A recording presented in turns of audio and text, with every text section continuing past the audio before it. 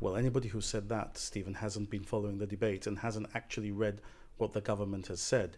The government has been working with the Health and Safety Laboratory of the United Kingdom, which is the body that establishes the rules for them to do the reports for the government. And that's why we're satisfied of the safety case that we have made with them from the beginning of the original idea and the proposals that have followed.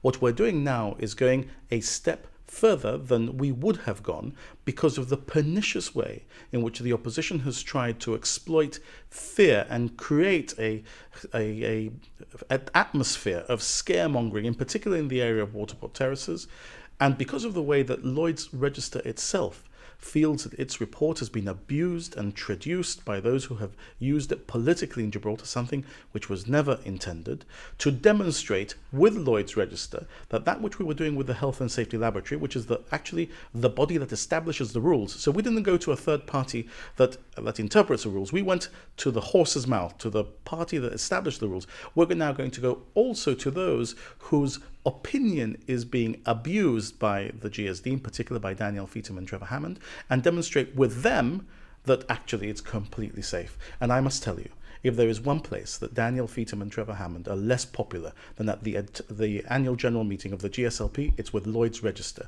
who feel very, very let down by the way that they have pretended that their report says one thing when actually it says something completely different. You say that it's completely safe, but of course nothing in life can be completely safe, and regardless of what power station you use or what fuel is used to power it, there's always going to be an element of risk. In that context, therefore, you can't really say that things are going to be 100% safe. Let's be very clear. Every day that Trevor Hammond, as air traffic controller, brings an aircraft into Gibraltar Airport, there is risk. We understand the risk of those. Every day that we have engines that burn diesel, we have risk. I can't be persuaded by anyone that there is greater risk using a fuel that burns with less pollution, a fuel that burns in an engine which is more modern than that engine, creating an explosion that would create risk more than the risk that we were left by the GSD in the old Waterport power station. But isn't the real question that people are concerned about is that there is some risk, even though, as you say, there may be an equal risk from diesel power stations or from aircraft landing at Gibraltar Airport, there's also a risk from having an LNG or any other type facility. You cannot say that there is no risk. But Stephen, we say that there is no real risk, there is no tangible risk. If what we're going to get into in respect of the new power station for Gibraltar for the next 3 or 4 generations is a semantic argument about language, then we're doing no service whatsoever to the people of Gibraltar. What really gets me is the exploitation of fear of risk in a way that is not in any way reasonable and is designed only to try and garner votes. And what really gets me is that Lloyd's Register itself is doing what is called a gap analysis between the published reports and the reports that they prepared to demonstrate that there's a gap between what the public were told and what they were saying at the time that these reports were prepared.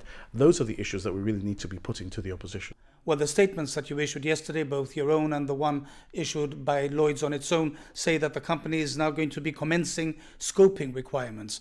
That sounds to me like things are still very much at an early stage. Of course, it's an incipient stage, but what you must understand in putting that question is that is about the relationship with Lloyd's. The relationship with Lloyd's started yesterday. So we're scoping with them what they are going to do. So when will the report actually be done? They start from scratch. You don't expect me to answer that question, do you?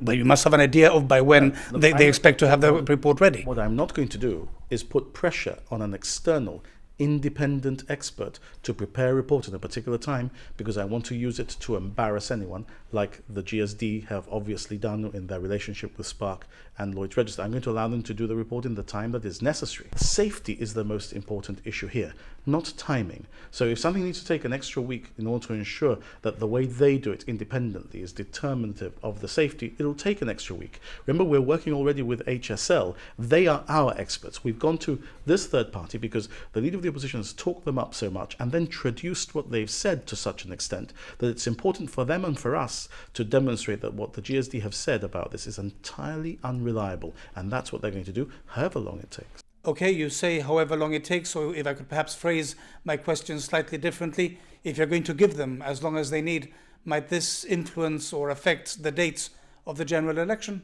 Not at all. Look, the date on which I call an election is going to be the date that I determine is the right moment to go to the people, when I've completed as many of the projects as I need to complete, when I've determined as many of the issues as I need to determine. It's got nothing to do with reports and power stations or anything else. It's got to do with the right moment to ask the people of Gibraltar to determine who runs their affairs for the next 4 years. So you might go to an election without having this report? No, I might go to an election long after this report is prepared.